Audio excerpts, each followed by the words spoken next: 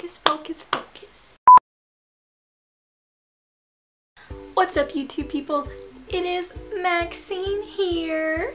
Now, for today's video, I actually had a couple people request this, so I really appreciate your guys' requests, and I do look at them. So if you have any other suggestions of things you want to see, make sure to leave them down in the comments down below, because I will check them out. But for today's video, I'm going to be talking about how to make YouTube videos. And I know it's like, Maxine, you just turn a camera on and record. But I had a couple people ask me what specific things would help them with making videos. Don't feel like you have to do everything that I say in here. These are just suggestions. So here we go. So the first thing is that you need to figure out what type of videos you want to make. There are so many different things that you can do on YouTube, so just kind of figure out what your interests are. And also, feel free to mess around with several things. If you're interested in a couple different things, go for it and try different types of videos. You do not have to be bound by one set type of video. Now, once you figure out what type of videos you want to be making, you need to figure out what camera that you have has the best quality. Now, I'm using an HD camera. It's a really expensive camera.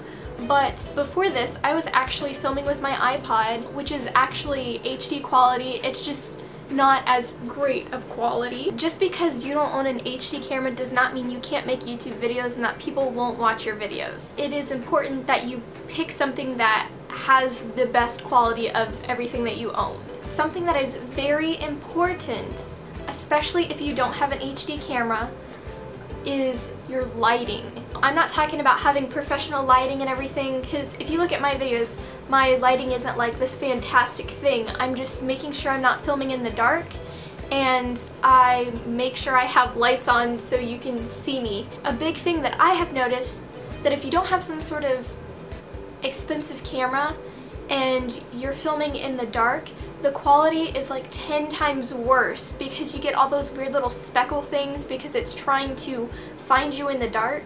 So if you don't have the best quality camera, that's fine. Just make sure you are lighting yourself properly. Another thing that I come across a lot in videos, especially with people who are just starting off, is when it comes to talking, you want to make sure that you're not like, "Hi, my name's Maxine.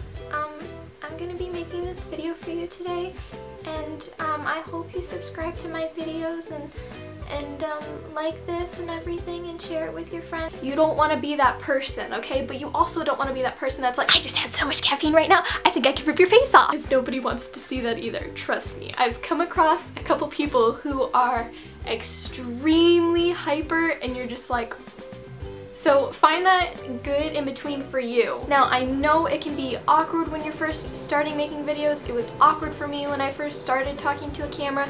It's still sometimes awkward, but the thing is that you just have to go for it. Another big thing that I would say is editing.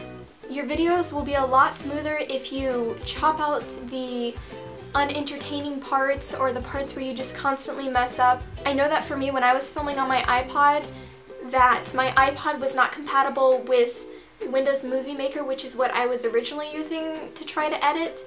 So what I did was I went onto the App Store on my iPod and I downloaded, it's called Splice. I'll try to link it down below if I can find it.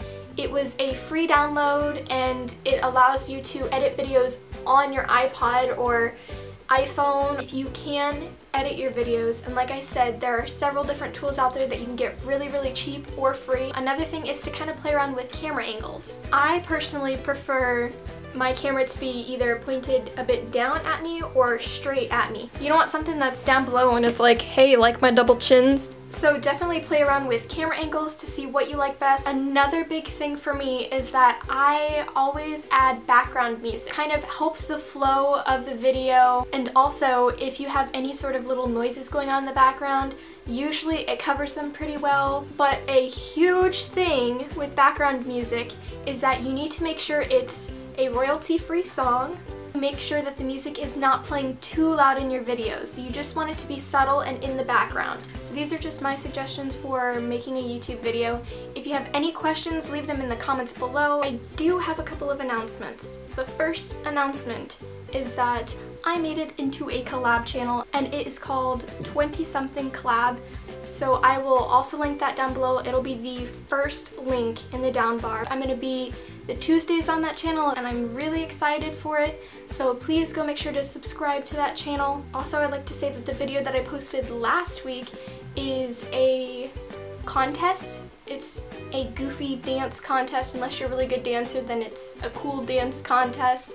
The last thing is that I have a friend. His YouTube channel is redhead1401, and I would love it if you would check out his channel as well. That will be in the down bar. If you could subscribe to him, that'd be awesome. Well, that is all for this video. I really hope that helped you guys out. So stay fresh and bye!